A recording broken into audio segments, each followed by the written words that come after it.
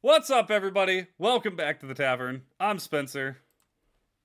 I'm Eli. And this is Bardic Blunders. And I know I said we were going to be going at 8 today, but we're not. So, you know, we're here at the normal time. But we got some interesting things to talk about today. But I think first Eli has a little aside for us to open up, or if you want to save that for later. I'll tell him now. I don't give a shit. Let me save this game that I'm playing really quick so I can get into it.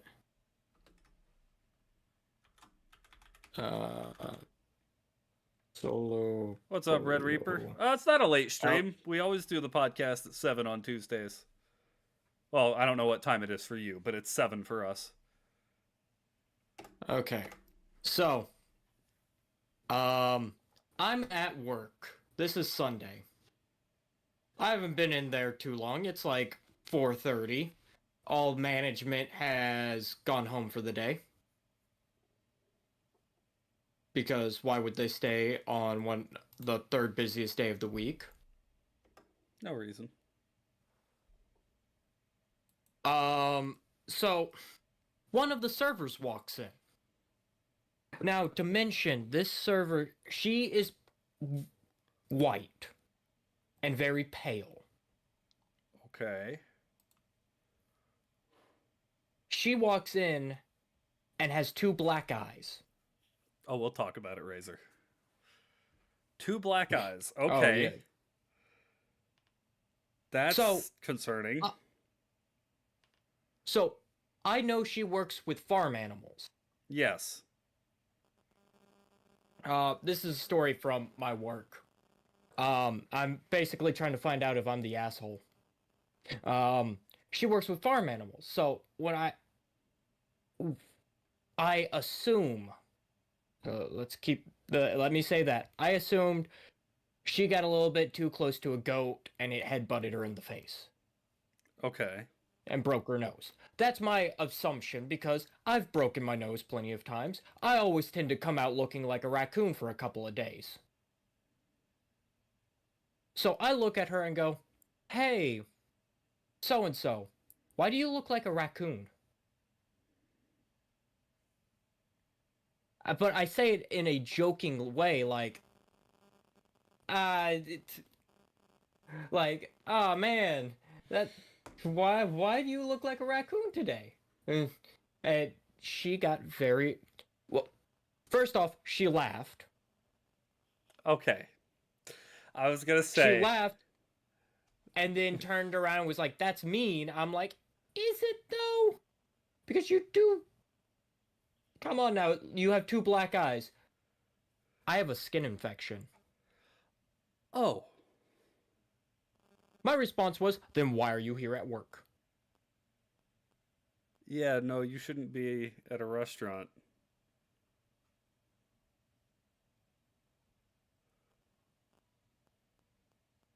And so she got upset, threw a hissy fit to the assistant front end manager, and got to go home.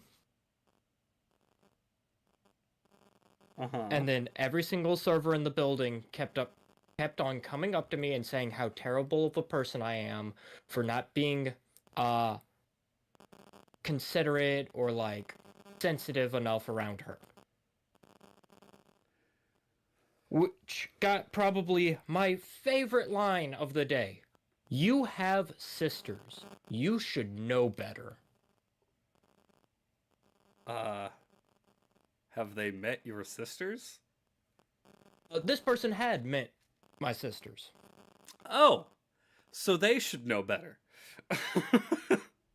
My response was, "Yeah, they would be they'd be like, ah ha ha, funny, you're a fucking dipshit." Right.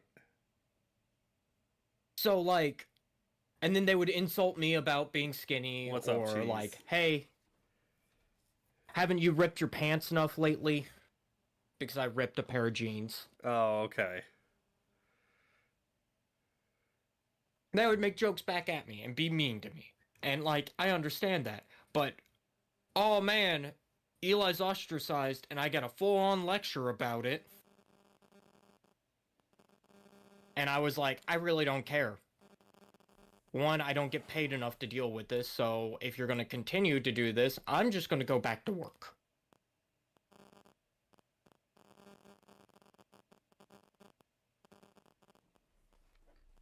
We're trying to find out if I'm an asshole, Spamton. Yeah, what's up, Spamton?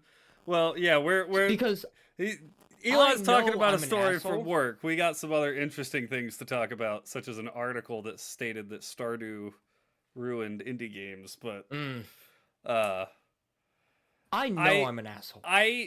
Okay, I think yes,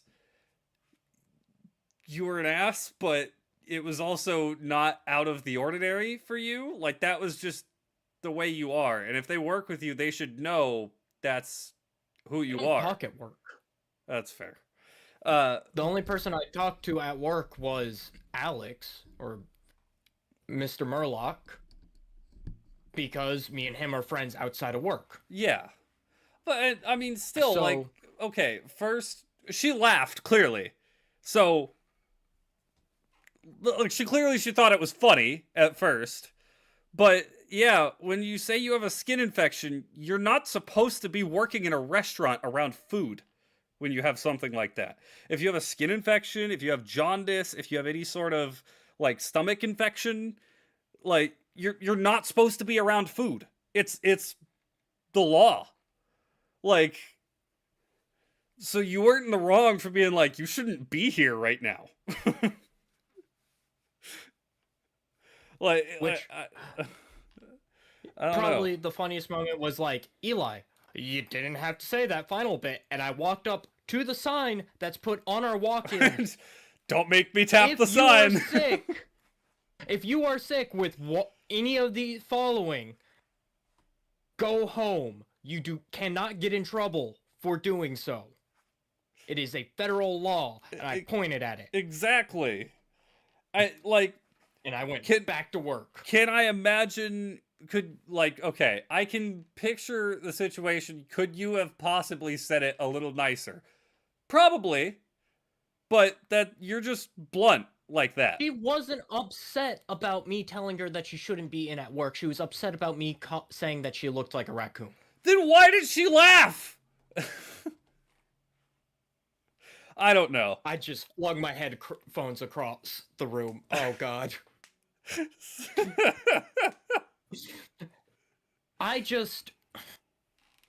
It's like a sit-down restaurant, Red Reaper.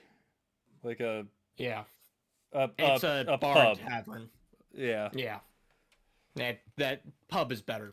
So, the funny thing to me is they're like, what if you came in with 2 black eyes, looking like a raccoon, and somebody said it to you? I looked this person dead in the face and I said, I would laugh. I would tell them. I would laugh. Then I would tell them I had a fight with a rake and I lost pretty badly.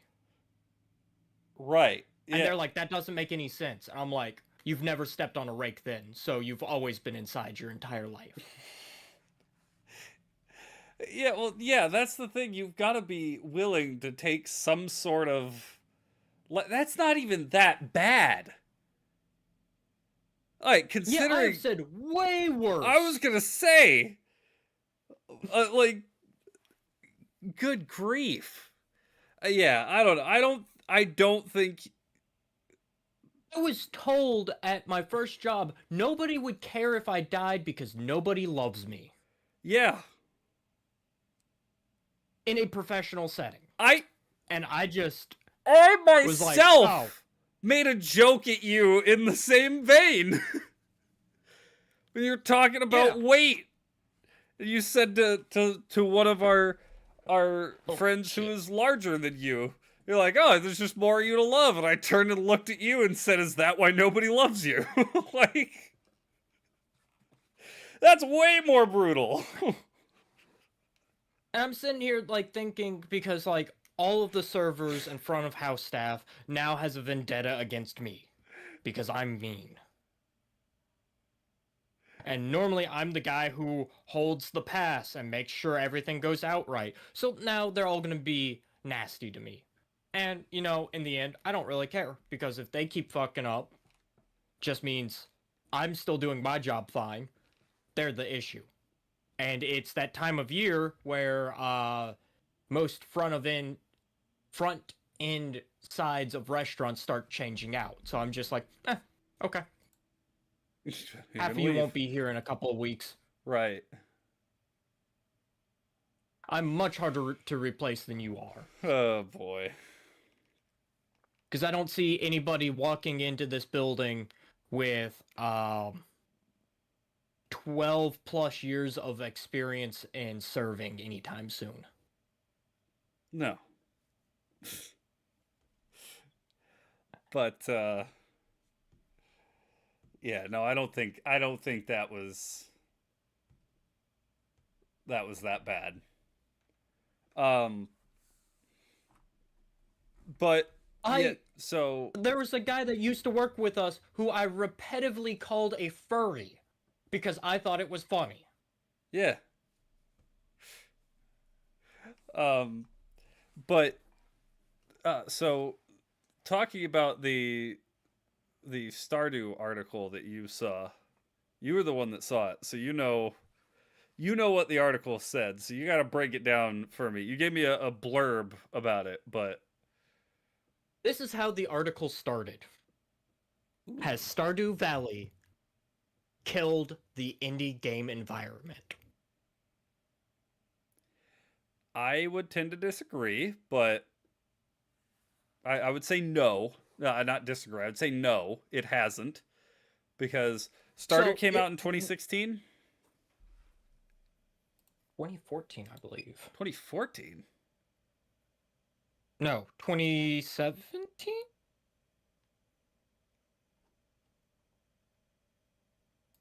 In 2016, you were right. February 26th. Okay. So it came out February 26, 2016. We have had a great deal of indie games make it into the popular sphere in that time. Yes. There's the whole current category of four idiots deal with incomprehensible horrors, which is like the popular indie game category right now. Ultra Kill is a very popular indie game. I mean, want to go older than that. Terraria.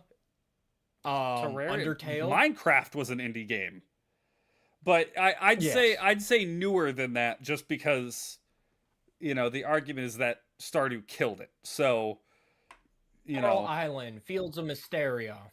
There's also been, like, I mean, freaking a game about digging a hole had its 15 minutes of fame. I don't know. I feel like there's been a lot of... Yeah, Expedition 33. I don't know that Expedition 33 is indie. It's definitely a AA. It's not a AAA. So, the article went over how Stardew Valley actually was created. Back at that time, because this is pre-2017 when Steam did away with the Green Light Initiative. Yes. Which was... Oh, I'm quiet. Spencer, turn me up. Go. Sorry. Turn me up. It was like going over the Greenlit Initiative and how Stardew Valley kind of broke the Greenlit Initiative. Well, I don't know. I don't know about that. I think that's more correlation, not causation. Because part of the reason that the Steam was Greenlight... one of the final games that went through the Greenlight Initiative. One of the issues was that the Steam Greenlight system was filled with... It was filled with shovelware. It was filled with garbage. Like, honestly. There were plenty of legitimate games, and I mean, obviously Stardew is an example, but there was a lot of games that did come out of the the greenlight system, but Steam Greenlight had a lot of issues that I think caused it to fail, not because of Stardew. But Yeah. anyways, go ahead, continue. So the whole idea behind this article was Stardew Valley came in from an indie developer and it talked about indie games prior to that had done well, which there weren't that many comparably. No, not. You had Undertale, you had Castle Crashers, but the big thing that indie FNAF, games, yeah, FNAF, yeah, FNAF is a great one. Indie games thrived on crowdsourcing. yes. And crowdsourcing has recently died. Well, out. And again, it's a lot harder to crowdsource now than it was 10 years ago. Crowdsourcing has died out because so much of crowdsourcing ended up just being scams. Yes. It ended up being rug pulls. Like, here's our promise of the, what was it, the air umbrella or whatever. Turn myself up. Jeez, my volume ain't changed in probably over a year. I have not touched that volume thing. He's just trying to get me to turn both of us up until it's unbearable. Blowing out eardrums. But there was that freaking air umbrella thing that it was supposed to be, like, it was supposed to blow air out and create an umbrella out of air, like some stupid yeah, there were so many scams on there. It became, yeah, a bunch of scams, and that included video game green lights. I mean, I don't want to, I'm trying not to mention it, but good grief, Heartbound is starting to look like a scam from Pirate Software. It's been in development for 8 years. It should have been long finished. I think it was a game he never really had any intention of finishing. But there's plenty of examples like that. I mean, for crap's sake, that's why Steam added the thing to look at an indie game and see this developer hasn't updated it in however long. Oh, crowd surfing? Oh, jeez. Not surfing, crowdsourcing. It's basically putting out your product to a group of people, or to the public, and being like, hey, getting people, investors that way. Give me money and I'll pay for Kickstarter, GoFundMe. There's a lot of them. Yeah. Indiegogo. Yeah. Yep. So it was talking about, I read through the entire article and it had basically nothing to do with the fact that the gaming industry from AAA gaming studios has declined so much. It was all like Stardew Valley in 2024 with the release of their 1.6 update had more players on it than every AAA game at the time. And I was like, yeah, because a lot of those games sucked. But it didn't bring up that part. It brought up like, oh, it's because they were taken away. They all went over to Stardew, which is an indie game that should have just never been updated after it was put out. Right. And I was like, that's the dumbest thing I have ever read. Reaper Silksong is not on Steam yet. It hasn't released, so that's why. It's for the games that are released into early access that aren't finished games back. That it will update. Okay. I gotta go get my food. Gotcha. But I mean, yeah, while he's running off, there is a wealth of indie games that were successful post Stardew anyways. Outer Wilds is an indie game released in 2020. Balatro just released last year and it was up for Game of the freaking Year. Stray released in 2022, I believe. Yes. And it was up for Game of the Year. It was never going to beat Elden Ring, let's be real, but it was an indie game. Cuphead, indie game, came after Stardew. Fantastically successful. Hollow Knight, Indie game came after Stardew. Fantastically successful. Like I don't see what this person's argument was with Stardew killing the indie game industry. It doesn't make sense to me. Inscription, yes, Inscription is. Buckshot Roulette is. Darkest Dungeon. All of those are indie games that came after Stardew. Hades, for crap's sake, is an indie game.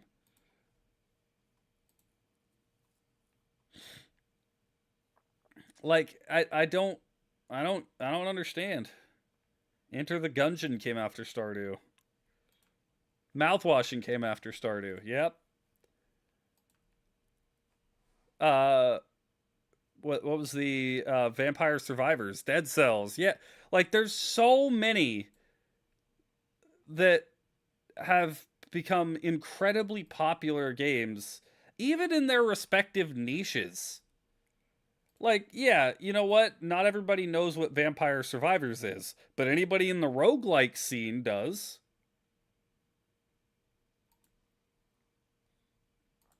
Like, I don't know. I don't get what that person was trying to say. How can they think that Stardew killed indie games?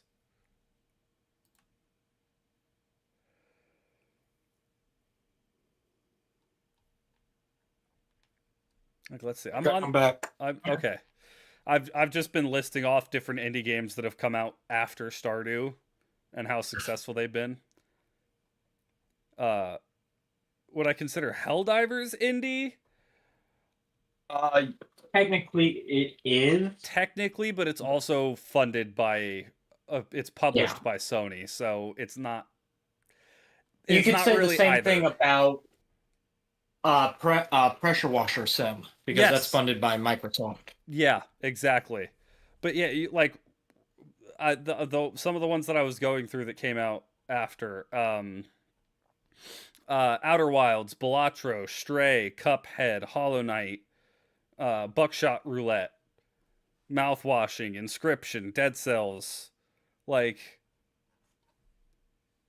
yes, the original Helldivers is indie, but I think that came out before Stardew. Yes, it did.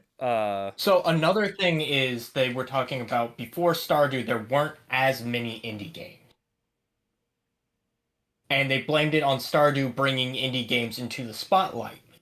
But then I was like, you just said they did away with the Greenlight Initiative and made it easier for people to produce indie games. Right.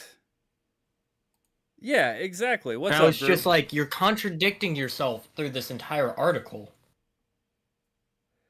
Yeah, that sounds, I don't know. Like, you're trying to blame Stardew for something like that. It was a shift in the way games were being made. A lot of stuff became accessible to smaller developers that just wasn't there before. Exactly. I mean, freaking point out, you still had plenty. Five Nights at Freddy's, Undertale, Kerbal Space Program was another one that came out before Stardew. Yes, there were fewer, but it was also a lot harder to break in and get your game on Steam or something like that. So it's been the first gaming article in a long time that has made me angry to read it. That's why I've stopped. I mean, for crap's sake, if I go on just like the news thing, I get game articles all the time, and I tend to get very frustrated at them, so I've stopped reading them. Like, let's see. They're either pointless or they're stupid. Exactly. And like, I'm not seeing any right now. I mean, I'm seeing like, what is the point of this? all 10 Stardew spouse weapons ranked by style and personality.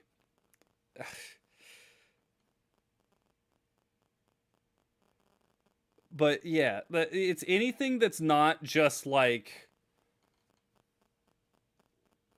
something basic like that is typically very, very, very dumb. Like that Stardew ruined indie games. Or what was that? The if you don't like Chikorita, you're actually sexist. Like, what? It's a Pokemon. It's it's a Pokemon that is more often male than female. Like, what are you talking about? Oh, yeah, no, 100%. I hate media. I hate media. Yeah. Yeah, there is a lot of rage bait. There's a lot of there's a lot of crap. Be honest, the only reason I read it was like I was like, I have to find out what this person said. Well, yeah, 'cause, I mean, there are certain things like that. So what they were arguing, group, was that Stardew was one of the last things to come out of Steam Greenlight, and there were less indie It games has more before players. Stardew. It has more players than other indie games that have released since it was released. Not just indie games, AAA games. Yeah. So it's like, make a good game and you'll have people continue to play it forever. Right. Yeah, exactly. I mean, for crap's sake, people still play Doom 1993. Did Doom 1993 ruin the FPS industry? No. It's one of the things that caused it to flourish. If anything, you can argue that the exact opposite. That Stardew Valley is one of the reasons the indie game industry was able to blossom the way it has. Yeah. Because Stardew is one dude by himself making this game that has become probably one of the most popular games of our generation. Like, if that's not an inspiration, I don't freaking know what is. But there's like other Undertale is also a massive contributor. That became a phenomenon back in 2015. It like Five Nights at Freddy's, yeah. Like, oh my gosh, all of these games from that middle 2010s era is what caused indie games to explode. And it's why you've seen this slow shift over to people preferring indie games to AAA, because indie games are actually developed by passionate developers who are making something they love, rather than a corporation filled with suits who are just trying to get your money. Yeah.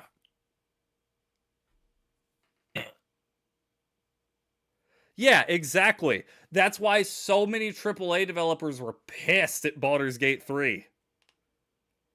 Like, oh, what? We actually have to put effort in if we want to make a game that people will buy now? Because we just got schooled on how to make a freaking game? Yeah. Like, it just drives me up the walls, man. It's like, make a good game and people will play it. Make a bad game, people won't play it. Exactly. Well, and stop focusing on so many things like, we need the graphics. The graphics, they've got to look great. We need these graphics. Like, okay, what does having a game look like you're looking into a window into reality really do for anybody? If, like, you know what? Yes, Skyrim can look incredible when people mod the absolute crap out of it to make it look realistic. And, like, I'm not going to deny it. Yeah, it looks really good. But it's also not trying to emulate real life like so many things are. Skyrim itself has its very specific style. You can have criticisms with it, and that's fine. You can have criticism with every game's style. Dark Souls and Elden Ring have their own style that's different from Bloodborne and Sekiro. Hollow Knight has a very specific style. Borderlands is all about the style. Like, being stylistic with your graphics, I think, is always going to be more attractive. But video game companies, the AAA companies specifically, are getting hung up on our game needs to look incredible, because then it gets we put out the trailer and everybody's like, oh, whoa, look at how good that game looks. And then people will buy it. And yes, it's true. People will buy a game because it looks good, in the sense that the visuals are good, and not really look into anything else as if it's actually a good game. This is the perfect meme spot for the section out of the Iron Man 1 movie. He built it in a cave with a box of scraps. Yeah. Oh my gosh, I've loved. That clip has been circulating so much because of the new Ironheart show, where she's like, "Would Tony Stark even be Iron Man if he wasn't a billionaire?" Like, yes, he would be, because he's incredibly intelligent. But anyways, yeah, Tony Stark built this in a cave. Like, yeah, and that's exactly it. You see these indie developers create fantastic games with not even a tenth, like 1,000th of the budget that some of these AAA games have, and these AAA games blow ass. Like, what? It's yeah, exactly. It's making the game more expensive. It's a higher barrier to entry. The game is more expensive to develop because you have to spend all those resources to make it look like that and still function properly. Like, if I go into my games right now, I'll even just looking at my favorites. Baldur's Gate 3 looks fantastic. My computer can't hardly run it. Dark Souls 2, it looks decent, but it's also very dated. Dark Souls 3, again, looks good. Better than DS2. Dated. Elden Ring looks absolutely fantastic. Did Elden Ring try its hardest to look like real life? No. Elden Ring had its stylistic direction, and it went hardcore into it, and it's awesome. Elder Scrolls 4 Oblivion Remastered. Oh my goodness. I know it's a game that came out in 2008 and they were just revamping it for modern systems, but gosh dang if it doesn't look pretty. But the thing is, they didn't sacrifice everything just to make the game look good and everything else sucks. They paid attention to the game, they made sure the game was good, and then they focused on the visuals. Fallout New Vegas. You know what? That game looks like it's from 2011 or 2010, whenever it was. And I do not mean that in a nice way. The game is not the prettiest.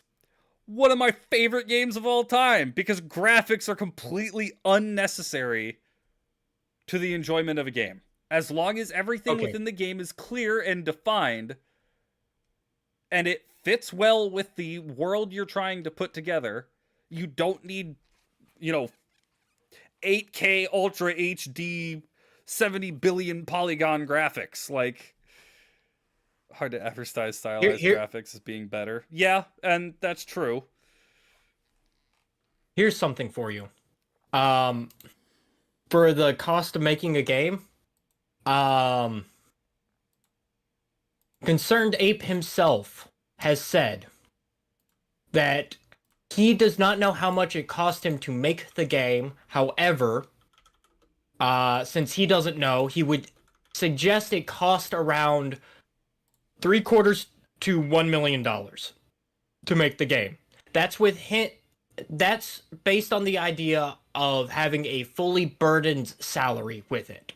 Right. It took him 4.5 years to make that game.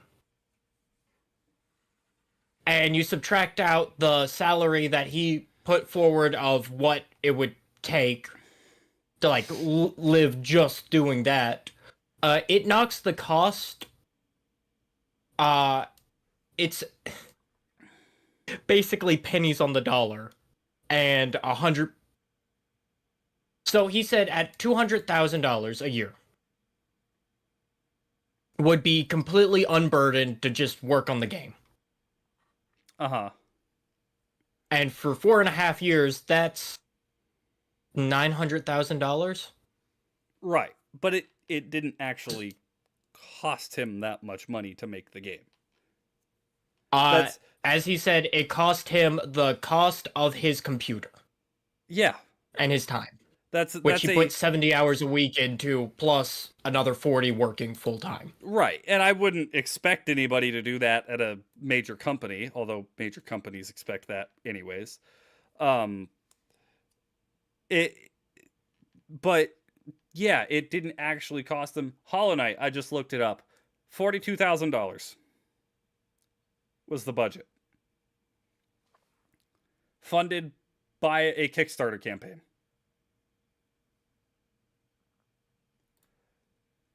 So let's see, how much did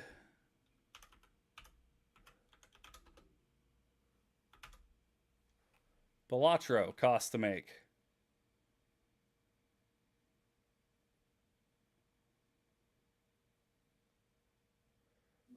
Oh, another solo dev, so probably not anything. How much did his computer cost? How much did the computer cost? And yeah, how much time did he spend on it? Like, that's the thing. These people, if you have a passion for making something, it's always going to be better than... Oh, yeah. Infamous Second Son does look gorgeous. It for its era, it's fantastic. And that's the thing, like, I don't think Dark Souls 2 looks bad, but it's clear that the focus wasn't on the graphics of the game. They had their style that they went for, but their focus was gameplay.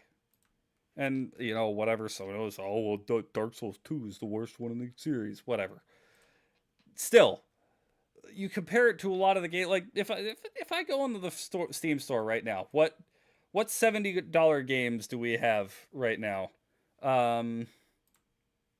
With new releases, is that, I don't know what the best spot to filter for expensive games would be. But I know you have things like Monster Hunter Wilds. That's the new one. Serious performance issues right now, and a great a massive section of the player base has ditched it because it's barely functional. Halo Infinite. Most Halo fans are not playing Halo Infinite anymore because it was not good. It's here. Well, heck, let's click on Xbox Game Studios. South of Midnight game released at $40, so it's even cheaper than most games. A lot of people criticized it for looking good but being kind of boring to play. Avowed. A lot of people criticized it for its storytelling reasons and it like issues in the gameplay. Like, freaking Outer Wilds 2 is going to be $80. It's ridiculous. It's so stupid. What are some other... Kitty Big City made $4 million. Yeah. Minecraft Legends. And cost... I guarantee anybody here forgot that Minecraft Legends even existed. It is a Minecraft RTS. That should have been a freaking slam dunk. It sucked. It sucked and nobody plays it. Like, I don't I know we've had this conversation so many times before. Okay, Like, it here's reminded it something funny exists for when you. I opened the launcher. That's fair, but have you ever played it? Indie indie game sales, the top 5 are currently Minecraft, Exactly. Terraria, I Stardew Valley, Human Fall Flat, and Lethal Company. I don't think you can consider Minecraft an indie game anymore. So you remove that one. But like, it was an indie game, but as soon as it got purchased by Microsoft, it was no longer an indie game. Human Fall Fat was very funny. That is that Did I say that Human Fall Fat instead of Human Fall Flat? yes, you did say Human Fall Fat, which was really comical. I wasn't gonna say anything, but then Group pointed it out, and I was like, okay, yeah, that was funny.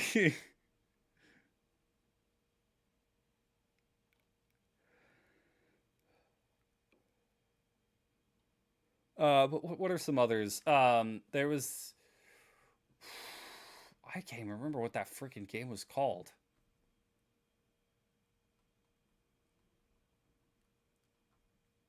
The only thing that I can remember it for was freaking Oni plays, uh, playing it, and they would somehow manage to call the exact dialogue the game was about to say. There's like a 17-minute compilation of them exactly predicting what the game is about to say because it was just that bland and generic of writing. It was actually very funny to witness because they thought they were going crazy. What was that called? I can't even remember what that game was called. I know it was a massive flop, but just as most AAA. Another great indie game, Celeste. Yes, Celeste. How did I forget about Celeste? Pretty sure that came out after. I think that was,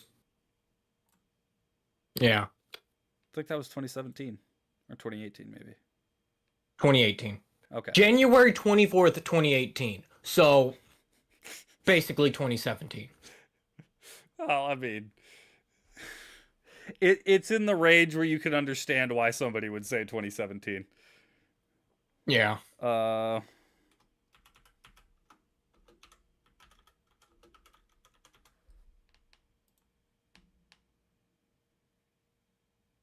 Oh, Redfall was a big flop recently.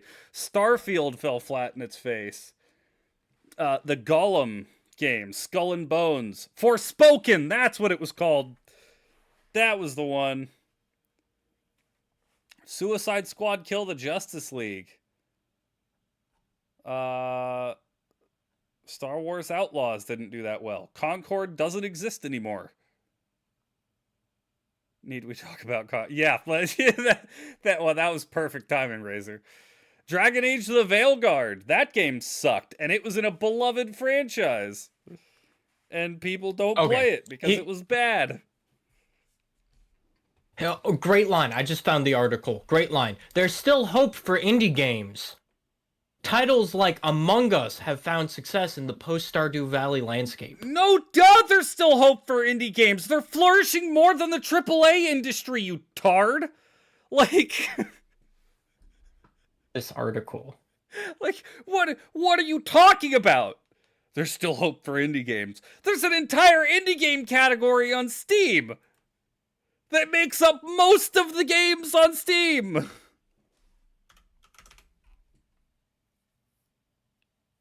Steam has 80,000 some odd games on it. 59,000 of them are indie games. It won't give me the guy's name who wrote it. Probably because he'd have a freaking firing squad at his house. Oh, just found him.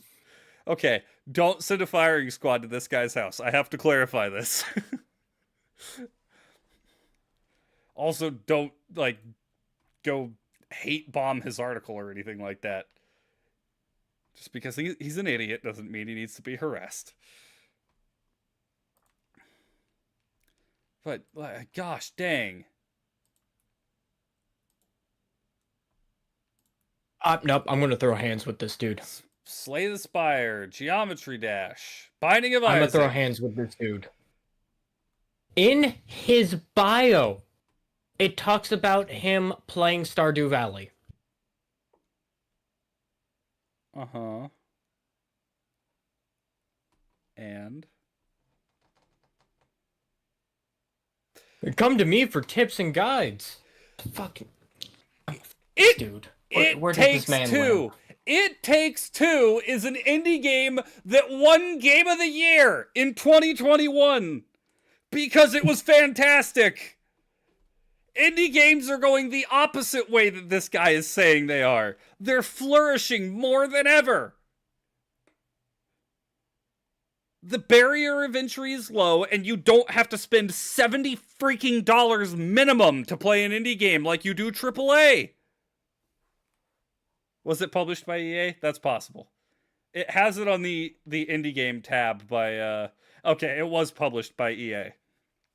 It's on the indie game tab on Steam. That'll be my defense for that one. But still, like, at the very least, if it's published, so like I can in that sense say, yeah, Helldivers 2 was a indie game because it was published by by Sony,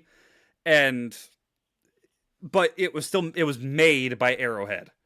So I think the thing is, if a game is published, yes, they might still have some influence over the game, but typically it's the dev team getting to make the game they want to make with the bankroll to make it.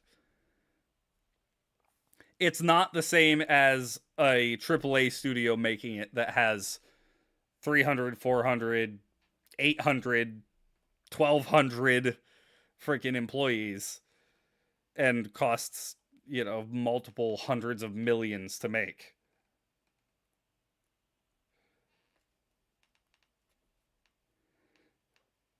But, like, good grief.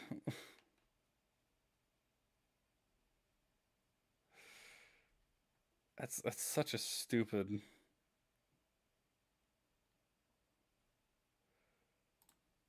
Stardew killed the indie game industry. What a moronic... Dude, I'm looking at this other man's articles, and they're all like top 10s.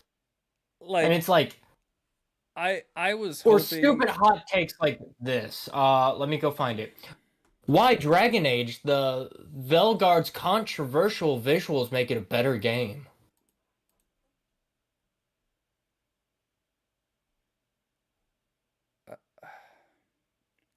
This is the same level of intelligence that you see from Nintendo fans saying it's actually good that game performance is terrible.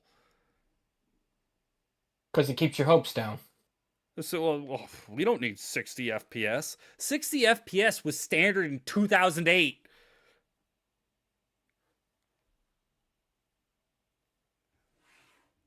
Yeah, that's true. That guy probably makes some sort of commission every time you open one of his articles. I'm not opening them. I'm just scrolling through his list of articles he has. But, like... and that is why they do it.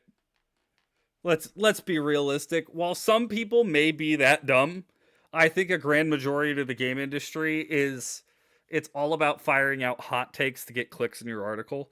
It's the same. I have a frustration with the sports news industry because you'll be like, oh, all right, let me see what news is going on in the NFL today, and somebody will be like, is Josh Allen actually a bad quarterback?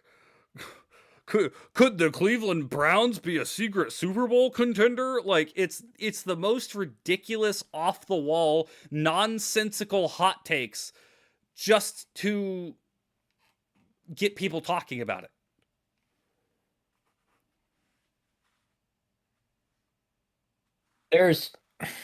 There's a line my father has said.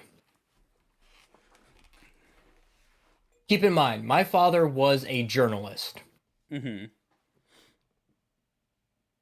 He says, most people think the highest award you can win as a journalist is the Pulitzer Prize. No, I know where this is That going. is wrong.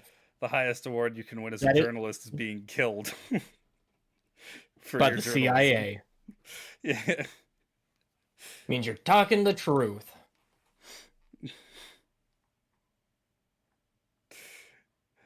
But yeah, like so the context with the Nintendo Performance thing is that there was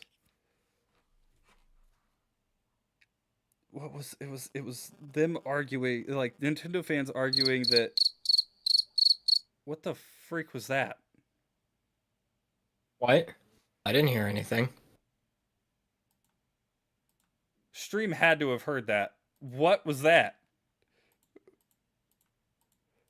What app that I have didn't hear open him. just made a freaking cricket noise? What on earth was that? I'll tell you exactly what I have open. I have the Xbox app open. I have oh, I'm closing the Xbox app. Was that Discord soundboard? Why does Discord have a soundboard?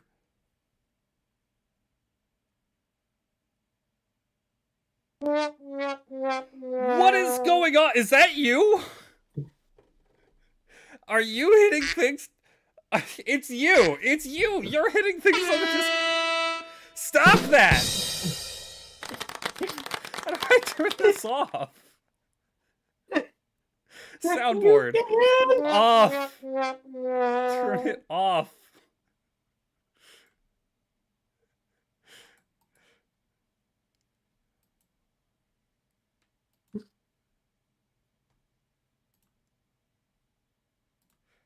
Oh my gosh. It was your dumbass. I'm gonna be honest with you. I found out about that last night. Oh I was my like, gosh. I gotta fuck with Spitzer with this one.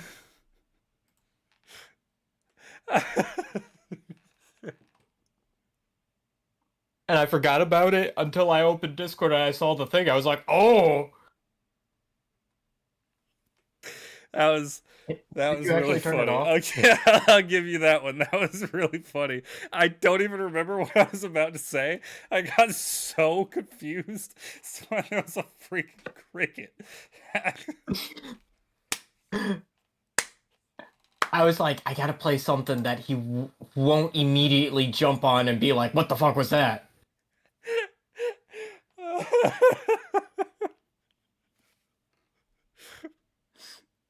I like to point out that group, when you played the cricket sound, he said, I think Eli just opened his live chat.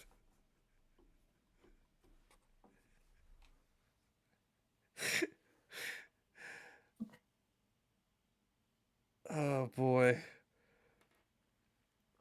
But yeah,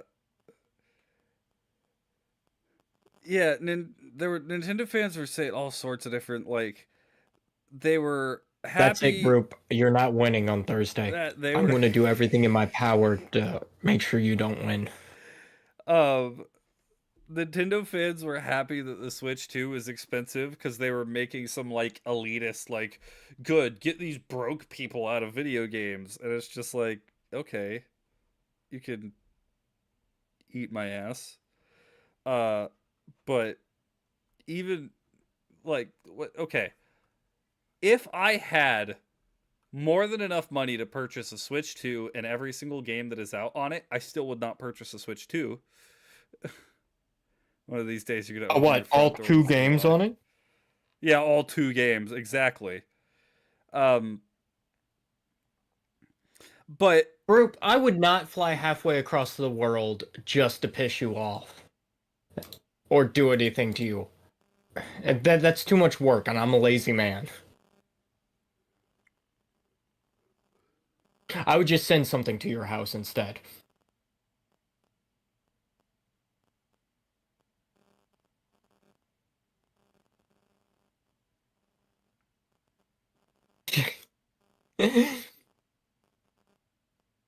Don't let me find out your address, or I will be sending glitter bombs daily.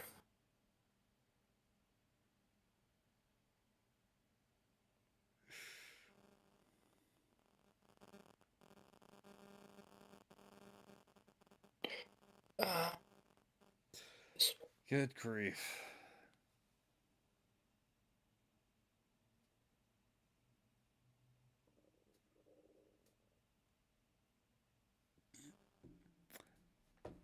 Getting a parcel that says group 555 would be horrifying.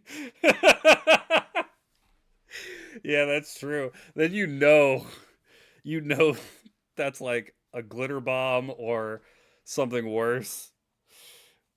Oh boy. But yeah, like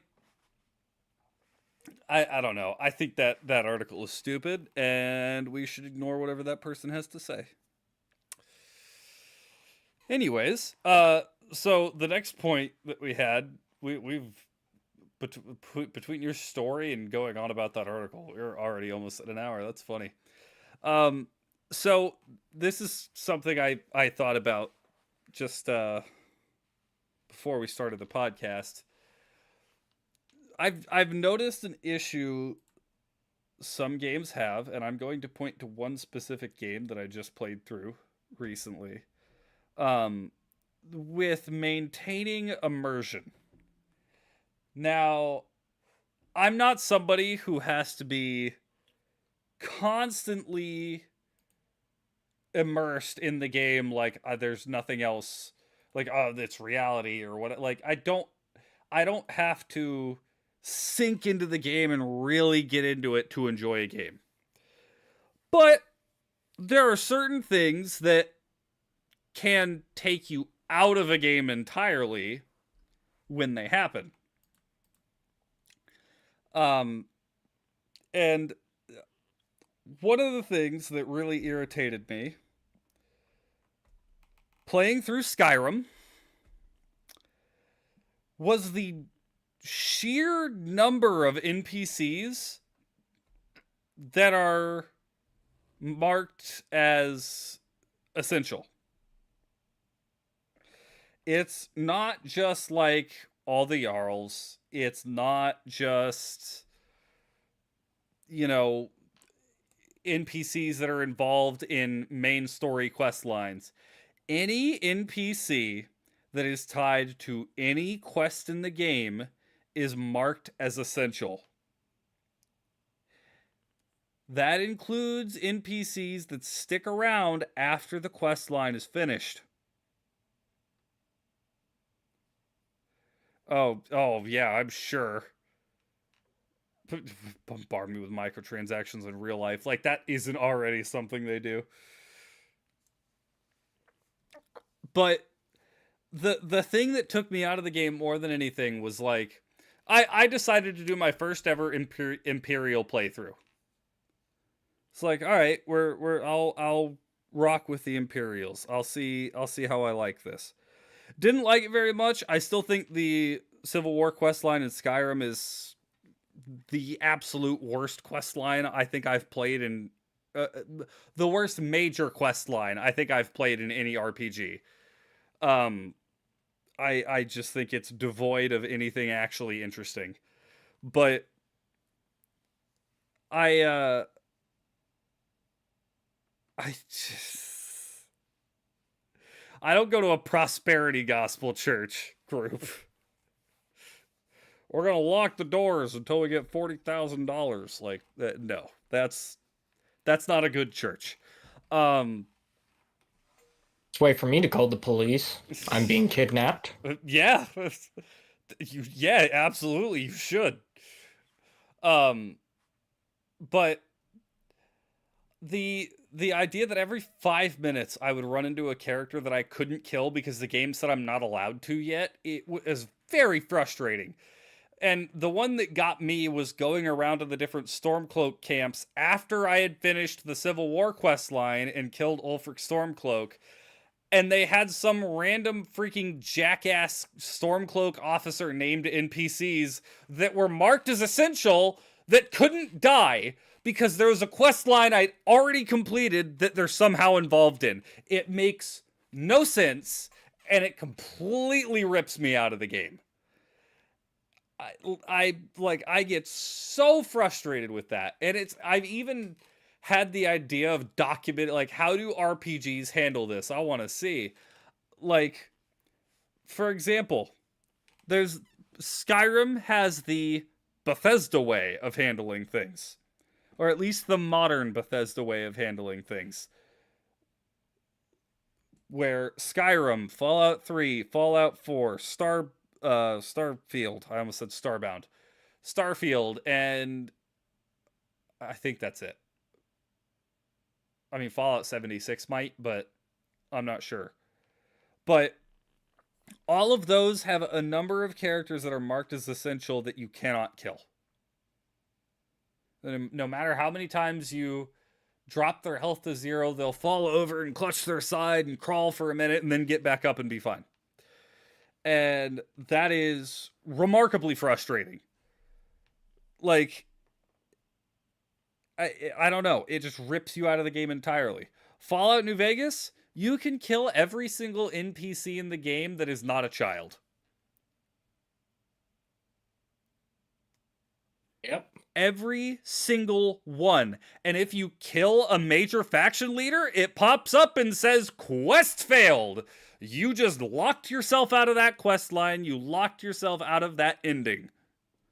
Morrowind did the same thing. Morrowind had this thing that would pop up if you killed a character that was essential to a main quest. It would say, the thread of prophecy has been severed.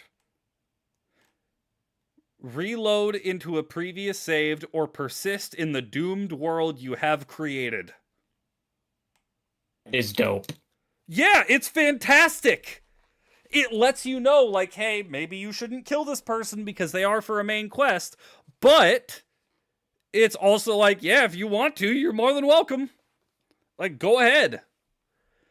The thing I love about Fallout New Vegas is I can do the kind of playthrough like I did last year with the Eating the Wasteland, where I can kill every single NPC in the game and cannibalize them.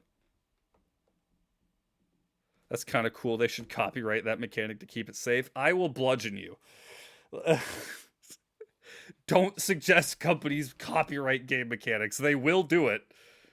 That pisses me off. But I don't like it's infuriating when you run into a thing like that in an RPG that's supposed to be, you know, you can do anything kind of RPG. Except that. Like, yes, there's Persona where you can't just go around murdering people in the streets, but that's also not what Persona sets itself up as. It is a story-driven RPG, and when you get into the realm where you're actually fighting things, yes, you can fight everything. Like really it is that kind of Bethesda style of RPG that happens with that a lot, where it's like, yeah, if something has a health bar, you should be able to kill it. That's how I'm going to phrase it. Because that's why I love Baldur's Gate, because you can accidentally... Exactly. Baldur's Gate is another fantastic example. And it won't tell you they're important. Right. You can get incredibly immersed in that game because it just lets you play it out. And then you wonder why it's harder to beat the final boss, and you're like, whoopsie! I made a mistake. But or my favorite, you can, like, accidentally get rid of your entire party and then be all alone. Yeah. You can miss whole-ass party members in that game. And that's freaking great story design, because you can go the entire game doing a solo run. Extremely difficult. Would not suggest it. It's possible. I know there's a speedrun category for it. Yeah. Oh, yeah, of course. There's a speedrun category for freaking everything. But, like... And okay, would that style of you can kill everything, fit into every RPG. No. No. I think there are RPGs that doesn't work for. Persona is one of those examples. Um I just like Middle Earth, Shadow of Mordor is another example. I mean, you can kill most of the orcs, but yeah, there are. I'm pretty fairly certain there's characters you can't kill in that. Like, but that's like Gollum. You can't kill Gollum because he's an essential part of the Lord of the Rings series going forward.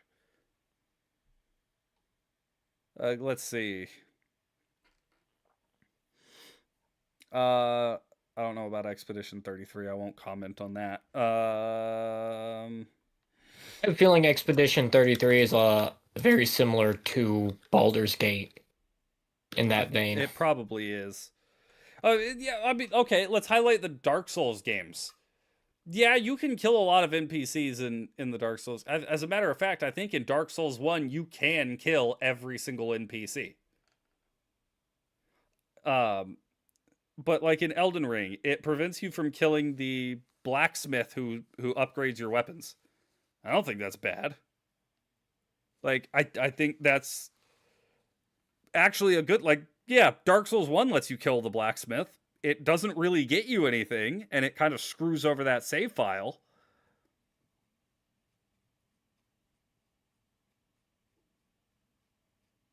I guess spoiled for Lord of the Rings because I know Gollum dies early since I killed him in the game. We were just like, is Expedition 33 the kind of RPG that lets you kill anybody? Like Fallout New Vegas lets you kill anybody, or like Baldur's Gate 3, or does it have characters that you can't kill? Oh, freaking Kingdom Hearts. Like, yeah, no, Kingdom Hearts would not be good if you... Kingdom Hearts would not be made better, I should say, if you could kill Hercules. You get to fight Hercules. You don't kill him because he's on your side. If there is a strict... Hercules. If there is a strict storyline like that an RPG follows, yeah, there should probably be certain characters that are protected. Also, the fact that it is a Disney game, so they're probably going to try and minimize killing. Yes, exactly. It's like Persona, where it's more scripted in PC fights. Okay, and that works perfectly for that game. I want to kill Elsa, so let me. Don't worry, I want to kill Elsa too. Who's Elsa? From Frozen? Oh, I thought you were talking about some character from, like, Elden Ring or something. I don't know. No, because we were talking about Kingdom Hearts. I guess you don't want to build a snowman.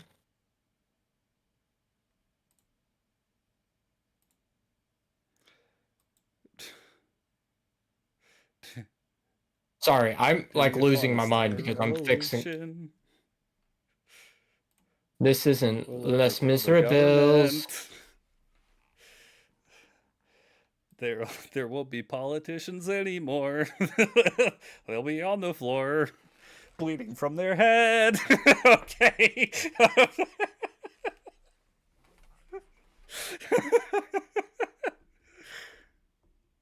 Sorry, I'm doing some work in the Minecraft realm.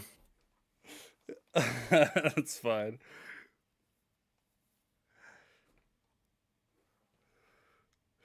But yeah, like I mean, there's obviously other games that immersion can be affected by, because I don't like it in certain games when you rack up behind some completely unaware NPC, whip out a freaking rifle chambered in 7.62, put a bullet right in the back of their head, and they whip around and start shooting at you. I'm sorry. His head should have been turned into a canoe. He shouldn't be shooting at me right now. Why did Assassin's Creed add levels and say, nope, that guy's too experienced. That knife in his neck didn't kill him. It don't make no sense. It ain't no make no it no more. That don't make no sense. The FBI agent just doubled back at the stream. He was like, spit out his coffee like, we need to move. We got him. Yeah, the Hitman games let you kill anybody. And that works. If there was somebody in the Hitman games you couldn't kill, that would feel weird. Yes, you're not supposed to kill everybody in the level. You get penalized for killing non-targets. If you were like in the building, talking to the assistant lady, not being able to murder her is understandable. Oh, you mean your the lady handler on or whatnot? your headset? Yeah. Oh, do you actually ever interact with her in person in the game outside of a cutscene? No, but if she was in the game, not being able to murderize her would make sense. Yeah, but that's also specifically why they don't put her in the game. So people don't try and murderize her. Yeah. What the hell happened here? Well, now I'm interested. Oh, she is in one game? Can you kill her? Okay, yeah, if you kill her, you lose. Like, you know what? They give you the ability to kill her, but they also say, you can't do that. Like, I think that makes sense in a game like that.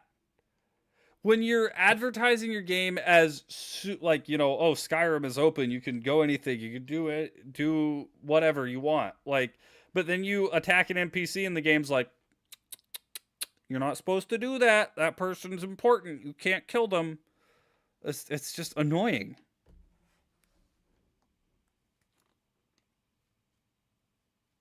Right. Oh, hey, bub. Yeah, a perfect example. Call of Duty from a few years ago where it actually let you shoot the children in the freaking dark house. And it ends, and it was like the mission just straight up cuts off, black screen. What is it? Navy SEALs don't kill babies or something like that. Whatever it pops up on the screen with. Like, yeah, you know what? You're right for failing the mission for that.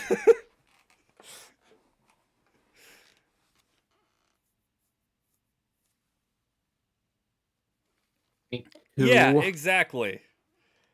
If you're going to allow me to pull the trigger on somebody, I should be able to kill them. Whether you fail the game after that or not is your decision.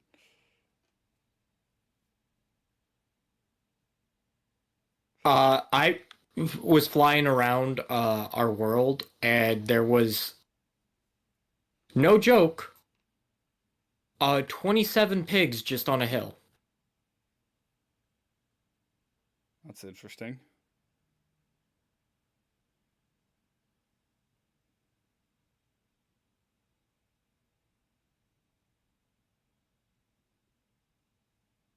That's why I was so like, what is going on?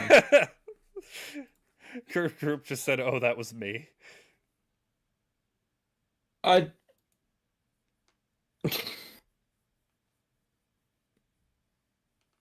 Don't worry, I captured their leader. You captured... How did you determine which pig was the leader of the pigs? He's holding a gold sword. Oh, you mean piglins. No, like, there were actual pigs up there. There were just so many of them, and there was a piglin hanging out with them.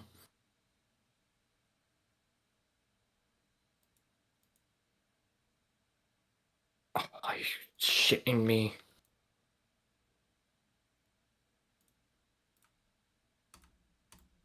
Oh, I got the boat stuck. You got the boat stuck. The joke was just too easy. Okay, fair enough.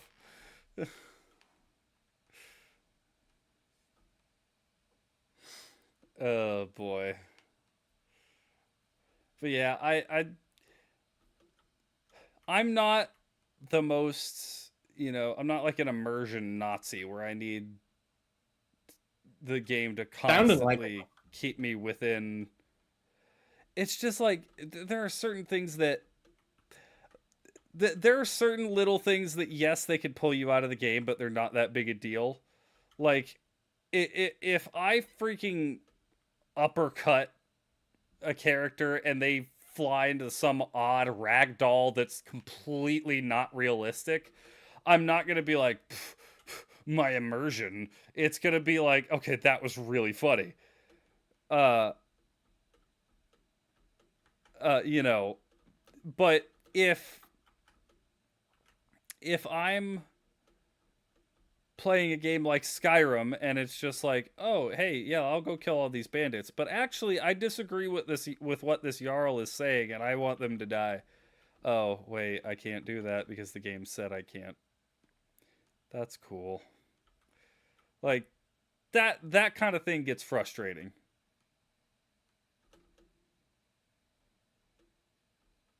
Cuz it's like an established system within the game. Like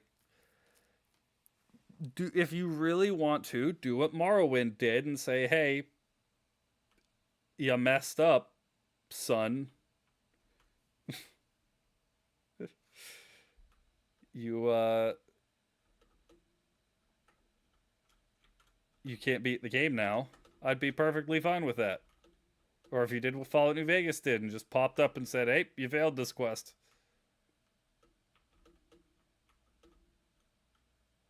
yeah, that's might be the funniest thing I've done in a long time. What? Well, you'll have to find it.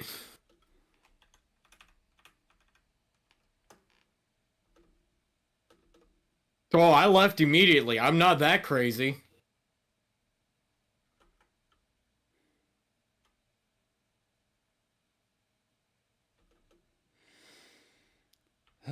I think I'm about to discover something in my house.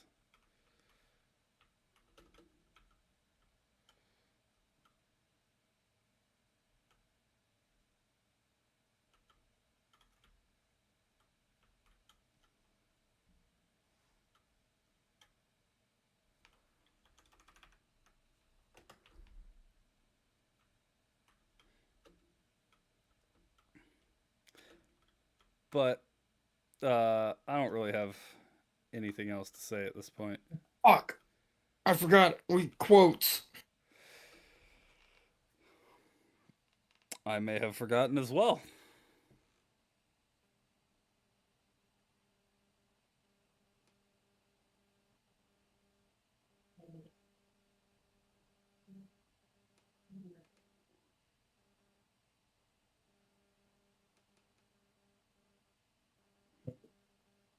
Nope. Nope. It's not a quote. God damn it.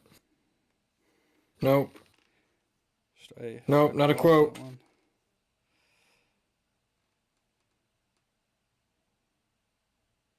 Nope.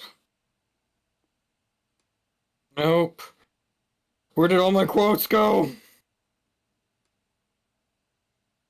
Eli frantically trying to find a quote is really funny.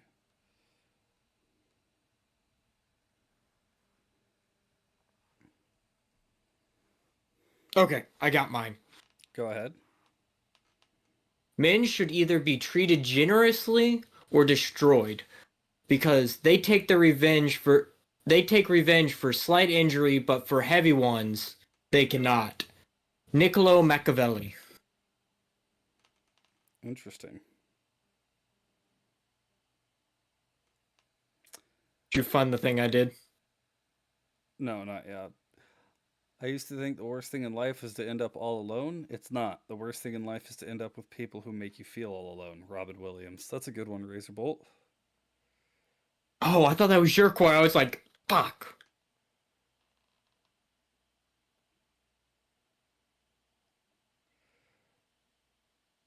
Um,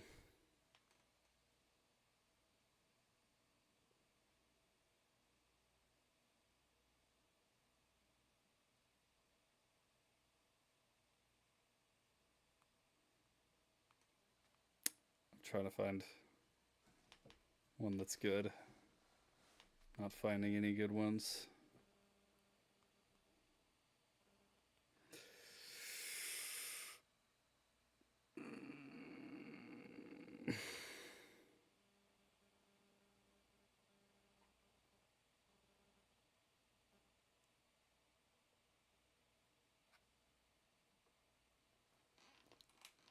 You've been amassing a Google Doc of quotes for this. I need to probably start doing the same thing.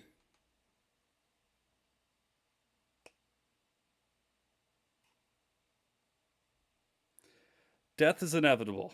Our fear of it makes us play safe, blocks out emotion. It's a losing game. Without passion, you're already dead. Max Payne.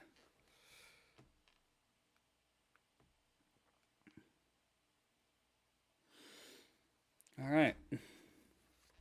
Well, that was fun. We got angry about a Stardew friggin' article for a while, but Catch us back on Thursday. yeah. I'll be back tomorrow with Spyro. No, I'm doing Pokemon tomorrow. Spyro's on Friday. I'll be back tomorrow for Pokemon, and then Thursday we got the I almost called Minecraft it Miners minigame. Paradise. It's what's it called? Mining Rush. Mining Rush. That's right. Miners Paradise.